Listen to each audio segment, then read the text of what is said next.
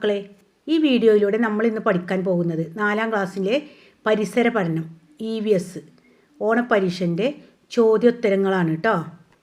ചാനലിൽ LSS ക്ലാസ്സുകളൊക്കെ നൽകുന്നുണ്ട്. അതിന് വേണ്ടിയിട്ടുള്ളൊരു വാട്സപ്പ് ഗ്രൂപ്പിൻ്റെ ലിങ്ക് ഡിസ്ക്രിപ്ഷൻ ബോക്സിൽ നൽകുന്നുണ്ട്. എല്ലാവരും ജോയിൻ ചെയ്യണം കേട്ടോ. പ്രവർത്തനം 1. കേരളത്തിലൂടെ. തന്നിരിക്കുന്ന സൂചനകളുടെ സഹായത്തോടെ കേരളത്തെക്കുറിച്ച് ഒരു കുറിപ്പ് തയ്യാറാക്കുക. നമുക്ക് ഈ ടൈമിന് എടുത്തിട്ടില്ല അല്ലേ? നമുക്കൊന്ന് നോക്കാം കേട്ടോ. 1956 നവംബർ 1 രൂപം കൊണ്ടു. 14 ജില്ലകൾ. തലസ്ഥാനം തിരുവനന്തപുരം. ഇന്ത്യയിൽ ഭാഷാടിസ്ഥാനത്തിൽ രൂപം കൊണ്ട സംസ്ഥാനങ്ങളിലൊന്ന്. പ്രകൃതി സുന്ദരമായ നാട്. ഇതിനെക്കുറിച്ചൊരു കുറിപ്പ് തയ്യാറാക്കാനാണ് പറഞ്ഞിട്ടുള്ളത്. ഈ യൂണിറ്റ് എടുത്തിട്ടില്ലെങ്കിലും നിങ്ങൾക്ക് കേരളത്തെക്കുറിച്ച് എഴുതാനറിയും. കേരളത്തിലെ ഏറ്റവും വലിയ ജില്ല ഏതാണ്? ഇടുക്കിയാണ് അല്ലേ? ഏറ്റവും ചെറുത് ആലപ്പുഴ. ഇപ്പോൾ ഇടുക്കിയാണ് കേട്ടോ. പാലക്കാട് മാറിയിട്ടുണ്ട്. 2023 ഇടുക്കിയായിട്ട് പ്രഖ്യാപിച്ചിട്ടുണ്ട്. മക്കളെ, നമ്മുടെ ചാനലിൽ എല്ലാ ദിനാചരണ ക്വിസ് വീഡിയോകളും കറണ്ട് അഫയേഴ്സ് ഭാഗങ്ങളൊക്കെ നൽകുന്നുണ്ട്. മക്കൾ അതൊക്കെ പോയി കാണണം കേട്ടോ. എന്നിട്ടുള്ളവയിൽ കേരളത്തിൻ്റെ സംസ്ഥാന ചിഹ്നങ്ങളായവ കണ്ടെത്തി വട്ടം വരയ്ക്കുക. ഏതൊക്കെയാണ്? ആന കേരളത്തിൻ്റെ സംസ്ഥാന മൃഗം, കണിക്കൊന്ന സംസ്ഥാന പുഷ്പം, കരിമീൻ സംസ്ഥാന മത്സ്യം, തെങ്ങ് സംസ്ഥാന മരം. കേരളത്തിലെ ഏറ്റവും ചെറിയ ജില്ല ഏത്? ആലപ്പുഴ. പ്രവർത്തനം 2. പരിസ്ഥിതി ദിനാചരണത്തോടനുബന്ധിച്ച് പരിസര മലിനീകരണം എന്ന വിഷയത്തിൽ മിന്നു വരച്ച ചിത്രമാണ് ചുവടെ നൽകിയിട്ടുള്ളത്. ചിത്രം കണ്ടില്ലേ? ഈ ചിത്രത്തിലേതുപോലെ പരിസ്ഥിതിക്ക് ദോഷകരമായ ഏതെല്ലാം പ്രവർത്തനങ്ങളാണ് മനുഷ്യൻ നടത്തുന്നത്? പട്ടിക പൂർത്തിയാക്കാനാണ് പറഞ്ഞിട്ടുള്ളത്. ആദ്യം നമുക്ക് ചിത്രം ഒന്നും കൂടി നിരീക്ഷിക്കാം അല്ലേ? ഈ പുഴയിലേക്ക് പ്ലാസ്റ്റിക് കുപ്പികളൊക്കെ എറിഞ്ഞിട്ടുണ്ട്. ഈ ഫാക്ടറിയിൽ നിന്ന് അഴുക്ക് വെള്ളം ഒഴിക്കുന്നുണ്ട്. മരങ്ങളൊക്കെ മുറിച്ചിട്ടുണ്ട്. ഇതുപോലെ എന്തൊക്കെ പ്രവർത്തനങ്ങളാണ് ദോഷം ചെയ്യുന്നത്? ഒരുപാടുണ്ടല്ലേ. ഒന്നിവിടെ തന്നിട്ടുണ്ട്, വനനശീകരണം, അമിതമായ കീടനാശിനി പ്രയോഗം. ചിത്രത്തിൽ തന്നെ തന്നിട്ടുണ്ടല്ലോ, പ്ലാസ്റ്റിക്കുകളൊക്കെ വെള്ളത്തേക്ക് വലിച്ചെറിയണത്, ഫാക്ടറിയിലെ മാലിന്യങ്ങളൊക്കെ വെള്ളത്തിലേക്ക് ഒഴിക്കണത് അല്ലേ? വെള്ളത്തേക്ക് ഒഴിക്കാൻ പാടുണ്ടോ? ഇല്ല. അപ്പോൾ എന്താണ്? കുറേ ജീവികൾക്ക് അല്ലേ? അതിൽ എന്തൊക്കെ ജീവികളുണ്ട് വെള്ളത്തിൽ ജീവിക്കണേ? അവർക്കൊക്കെ എന്ത് ചെയ്യും? നാശം സംഭവിക്കും. വയൽ നികത്തൽ, മണൽ വാരൽ, ജലാശയങ്ങൾ കയ്യേറി മണ്ണിട്ട് മൂടൽ, കുന്നിടിക്കൽ, പ്ലാസ്റ്റിക് മാലിന്യങ്ങൾ വലിച്ചെറിയൽ, മാലിന്യ നിക്ഷേപം, കാവ് നശിപ്പിക്കൽ. ഇവിടെ കുറേ തന്നിട്ടുണ്ട് കേട്ടോ. നിങ്ങൾ 4 എഴുതിയാൽ മതി. അടുത്തത്, പരിസ്ഥിതി സംരക്ഷണ സന്ദേശം ഉൾക്കൊള്ളുന്ന ഒരു പോസ്റ്റർ തയ്യാറാക്കുവാൻ മിനു തീരുമാനിച്ചു. നിങ്ങളും ഒരു പോസ്റ്റർ തയ്യാറാക്കൂ. മക്കളെ, പോസ്റ്റർ നിർമ്മിക്കുമ്പോൾ ശ്രദ്ധിക്കേണ്ട കാര്യങ്ങൾ എന്തൊക്കെയാണ്? പത്രവാർത്ത നിർമ്മിക്കുമ്പോൾ ശ്രദ്ധിക്കേണ്ട കാര്യങ്ങൾ, ആസ്വാദനക്കുറിപ്പ് നിർമ്മിക്കുമ്പോൾ ശ്രദ്ധിക്കേണ്ട കാര്യങ്ങൾ, അതിനെക്കുറിച്ചൊക്കെ ഒരു വീഡിയോ വിട്ടിട്ടുണ്ട്. മക്കൾ അതൊക്കെ പോയി കാണണം. LSS ക്ലാസ്സിനൊക്കെ ഉപകാരപ്പെടും. പോസ്റ്റർ നിർമ്മിക്കുമ്പോൾ നമ്മൾ കാണുന്നവരുടെ ശ്രദ്ധ ആകർഷിക്കുന്ന രീതിയിൽ പോസ്റ്റർ നിർമ്മിക്കണം. നന്നായിട്ട് ചിത്രം വരച്ച് കളർ നൽകിയിട്ട് ഔട്ട്ലൈനൊക്കെ നൽകണം കേട്ടോ. പ്രകൃതി സംരക്ഷണ പോസ്റ്റർ അല്ലേ? അപ്പോൾ കാടിനെ നശിപ്പിക്കരുത്, വനം നമ്മുടെ സമ്പത്ത്, അങ്ങനെയൊക്കെ എഴുതി ചേർക്കാം കേട്ടോ. മലകളൊക്കെ JCB കൊണ്ട് മാന്തുന്ന ചിത്രങ്ങളൊക്കെ വരച്ചിട്ടേ അതെന്ത് ചെയ്യുക? അത് കുന്നിടിക്കരുത്, മരങ്ങളെ നശിപ്പിക്കരുത്, അങ്ങനെയൊക്കെ ഉണ്ടാക്കിയിട്ട് ചിത്രങ്ങളൊക്കെ വരച്ച് ആകർഷണമാക്കിയിട്ടൊക്കെ ചെയ്യാം കേട്ടോ. പിന്നെ സിമ്പിളായിട്ട് നിങ്ങൾക്കൊന്ന് അറിയാൻ വേണ്ടി പറഞ്ഞതാണ്. നിങ്ങൾക്ക് അറിയുന്നത് നന്നായിട്ട് വരച്ച് ചേർക്കുക. ക്വസ്റ്റ്യന്, ഒരു പ്രത്യേക പ്രദേശത്തെ പരസ്പരം ആശ്രയിക്കുന്ന ജീവിയവും അജീവിയവുമായ ഘടകങ്ങൾ ഉൾപ്പെടുന്നതാണ് ഒരു ഡേഷ്. എന്താണ്? എക്കോസിസ്റ്റം അല്ലേ? ആവാസ വ്യവസ്ഥ. പ്രവർത്തനം 3. തൻ്റെ വീട്ടുപരിസരത്ത് മിന്നു കണ്ട ചില സസ്യങ്ങളുടെ പേരുകളും പ്രത്യേകതകളുമാണ് താഴെ നൽകിയിരിക്കുന്നത്. തന്നിരിക്കുന്ന വിവരങ്ങൾ ക്രമപ്പെടുത്തി ചുവടെ തന്നിരിക്കുന്ന ആശയ ഭൂപടം പൂർത്തിയാക്കൂ. തെങ്ങ്, പുല്ല്, ചെമ്പരത്തി, പ്ലാവ്, പയർ, കരിമ്പ്, സമാന്തര ശിരാവിന്യാസം, ജാലിക ശിരാവിന്യാസം, തായ്വേരു പടലം, നാരുവേരു പടലം. അതാണ് ബ്രാക്കറ്റ് കൊടുത്തിട്ടുള്ളത്. ആശയ ഭൂപടത്തിൽ സസ്യങ്ങൾ നൽകിയിട്ടുണ്ട് അല്ലേ? പിന്നെ വേരുപടലം സവിശേഷത. ഈ ഭൂപടം ശരിക്കും ശ്രദ്ധിക്കണം കേട്ടോ. താഴെ ഉദാഹരണം എഴുതിയിട്ട് പയർ, മറ്റേ ഭാഗത്ത് തെങ്ങ് നെയ്തിട്ടുണ്ട്.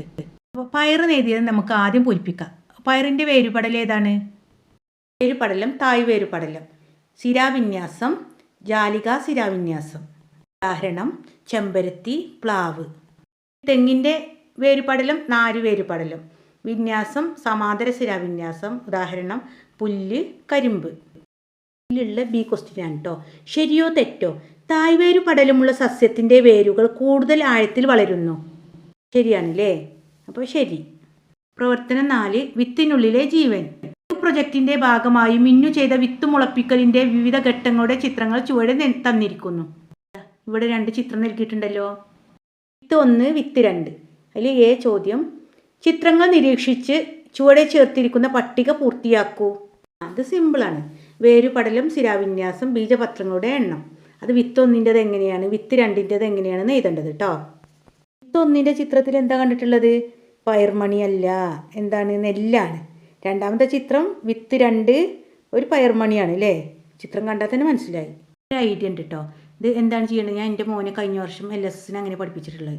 നമുക്ക് EVS എന്ന് പറഞ്ഞാൽ LSSനൊക്കെ ഫുൾ മാർക്ക് വാങ്ങാൻ കഴിയുന്ന ഒരു വിഷയമാണത്. എന്താ ചെയ്യുക? തായ്വേര് പടലത്തിൻ്റെ ചിത്രം വരയ്ക്കുക, അതിൻ്റെ വേര് വരയ്ക്കുക, അതിൻ്റെ ഇല വരയ്ക്കുക, അതിൻ്റെ വിത്ത്, എന്നിട്ട് അതൊന്നിച്ച് പഠിക്കുക. പിന്നെ നാരുവേര് പടലത്തിൻ്റെ വേറെ വരയ്ക്കുക. അതിനി LSS ക്ലാസ് എടുത്ത് പറയാം കേട്ടോ. 1ൻ്റെത് നാരുവേര് പടലാണ്, അതിൻ്റെ ഇല സമാന്തര ശിരാവിന്യാസം, ബീജപത്രങ്ങളുടെ എണ്ണം 1. വിത്ത് 2ൻ്റെത് തായ്വേര് പടലം, ജാലികാ ശിരാവിന്യാസം, ബീജപത്രങ്ങളുടെ എണ്ണം 2. വിത്ത് മുളക്കുമ്പോൾ ആദ്യം പുറത്തു വരുന്ന ഭാഗം ഏത്? ബീജമൂലം. ബീജശീർഷം വളർന്ന് സസ്യത്തിൻ്റെ ഏത് ഭാഗമായി മാറുന്നു? കാണ്ഡമായിട്ട് മാറും. 5 സ്വാതന്ത്ര്യ സമര ചരിത്രം. ഈ വർഷത്തെ സ്വാതന്ത്ര്യ ദിനാഘോഷത്തിൻ്റെ ഭാഗമായി സ്കൂളിൽ നടന്ന ചിത്ര പ്രദർശനത്തിൽ കണ്ട ഒരു ചിത്രം ചുവടെ കൊടുത്തിരിക്കുന്നു. ഇതാ ചിത്രം അല്ലേ? വെടിവെച്ച് വീഴ്ത്താണ് മനുഷ്യന്മാരെ. ഏതാണ് ചിത്രം? ജാലിയൻവാലാബാഗാണെന്ന് തോന്നുന്നുണ്ട് അല്ലേ? ചിത്രവുമായി ബന്ധപ്പെട്ട കൂടുതൽ വിവരങ്ങൾ മിന്നു തൻ്റെ ഡയറിയിൽ കുറിച്ചിരിക്കുന്നത് വായിക്കൂ. ആൾക്കൂട്ടത്തിന് നേരെ വെടിവെക്കാൻ ജനറൽ ഡയർ ഉത്തരവിട്ടു. 100 കണക്കിന് ഇന്ത്യക്കാർക്ക് ജീവൻ നഷ്ടപ്പെട്ടു. 1919 ഏപ്രിൽ 13 ബ്രിട്ടീഷ് അതിക്രമങ്ങൾക്കെതിരെ സമാധാനപരമായി പ്രതിഷേധിച്ച സമ്മേളനം. പഞ്ചാബിലെ ജാലിയൻവാലാബാഗ് മൈതാനം. ഇന്ത്യക്കാർക്കെതിരെയുള്ള ബ്രിട്ടീഷുകാരുടെ ക്രൂരത. ഇതാ ഡയറി കുറിപ്പൊക്കെ വായിച്ചു. ഇനി എന്താണ് പറഞ്ഞിട്ടുള്ളത്? ഡയറിയിലെ സൂചനകൾ ഉപയോഗിച്ച് ഈ സംഭവത്തെക്കുറിച്ച് ഒരു കുറിപ്പ് തയ്യാറാക്കൂ. ഉചിതമായ തലക്കെട്ട് കൂടി നൽകണം. ജാലിയൻവാലാബാഗിനെ കുറിച്ചാണല്ലേ? എവിടെയാണ് നടന്നത്?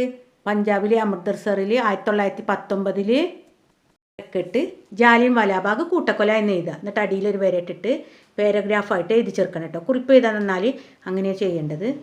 ഇനി മക്കളെ എഴുതി ചേർക്കണം കേട്ടോ. എഴുതാനറിയില്ലേ? സിമ്പിളാണല്ലേ? ഇത് നിങ്ങൾ പഠിച്ചു വെക്കേണ്ട കാര്യങ്ങളാണ്. നമ്മുടെ ചരിത്രങ്ങളാണ്. ഈ ചരിത്രത്തൊന്നും മാറ്റം വരാത്ത സംഭവങ്ങളാണ് ഈ ചരിത്രത്തിൽ. എന്താണ് സംഭവം? എന്നാണ് നടന്നത്? എവിടെ വെച്ചാണ് നടന്നത്?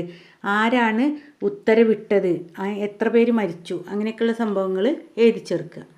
ഈ ജനറൽ ഡയറിനെ വെടിവെച്ച കൊന്ന സ്വാതന്ത്ര്യ സമര സേനാനി ആരാന്നറിയോ? ഉദ്ധം സിംഗ് ആണ്. നമ്മുടെ ചാനലിൽ എല്ലാ ദിനാചരണ ക്വിസ് വീഡിയോകളും LSS USS ക്ലാസ്സുകളൊക്കെ നൽകുന്നുണ്ട്. മക്കൾ അതൊക്കെ പോയി കാണണം കേട്ടോ. അടുത്ത ചോദ്യം ബി. ചിത്രവുമായി ബന്ധപ്പെട്ട പ്രസ്താവനകൾ കണ്ടെത്തി വരച്ച് യോജിപ്പിക്കൂ. ജവഹർലാൽ നെഹ്റുവിൻ്റെ ചിത്രമാണ് ആദ്യം തന്നിട്ടുള്ളത്. നവംബർ 14 ജനിച്ചു, ചാച്ചാജി എന്നറിയപ്പെടുന്നു.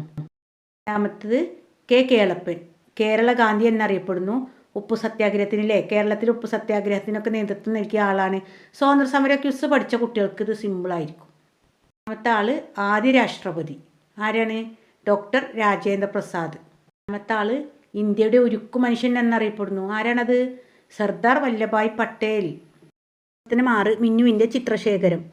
തൻ്റെ ശേഖര പുസ്തകത്തിൽ ഒട്ടിക്കാനായി മിന്നു ശേഖരിച്ച ചിത്രങ്ങളാണ് ചുവടെ കൊടുത്തിട്ടുള്ളത്. ഈ ചിത്രത്തിൽ നോക്കിയിട്ട് താഴത്തെ പട്ടിക പൂർത്തിയാക്കാനാണ് പറഞ്ഞിട്ടുള്ളത്. കരയിൽ മാത്രം ജീവിക്കുന്നവ ആന, പരുന്ത്, അണ്ണാൻ. വെള്ളത്തിൽ മാത്രം ജീവിക്കുന്നവ മത്സ്യം, നീരാളി, ഡോൾഫിൻ. വെള്ളത്തിലും കരയിലും ജീവിക്കുന്നവ തവള. അടുത്ത ചോദ്യം, മത്സ്യത്തിന് വെള്ളത്തിൽ ജീവിക്കുന്നതിന് സഹായകമായ ശാരീരിക സവിശേഷതകൾ എന്തൊക്കെയാണ്? തോണിയുടേതുപോലെ രണ്ടറ്റവും കൂർത്ത ശരീരാകൃതി അല്ലേ? വെള്ളത്തിൽ തുഴയുന്നതിന് അനുയോജ്യമായ ചിറകുകൾ, ശത്രുക്കളിൽ നിന്ന് രക്ഷ നേടാനുള്ള വഴുവഴുപ്പുള്ള ശരീരം, വെള്ളത്തിൽ ശ്വസിക്കാനുള്ള ചെകിളപ്പൂക്കൾ ഒക്കെ മക്കളെ എഴുതി ചേർക്കുക കേട്ടോ. ഈ പരീക്ഷയ്ക്ക് വേണ്ടിയിട്ട് നന്നായിട്ട് പഠിക്കുക. LSSൻ്റെ ഗ്രൂപ്പിലൊക്കെ എല്ലാവരും ജോയിൻ ചെയ്യുക. ഓണം വെക്കേഷൻ തന്നെ നമുക്ക് LSS ക്ലാസ്സുകളൊക്കെ തുടങ്ങണം. നിങ്ങളെല്ലാവരും സബ്സ്ക്രൈബ് ചെയ്യണേ. ഇഷ്ടമായാൽ ലൈക്ക് ചെയ്യാനും ഷെയർ ചെയ്യാനും മറക്കരുത്.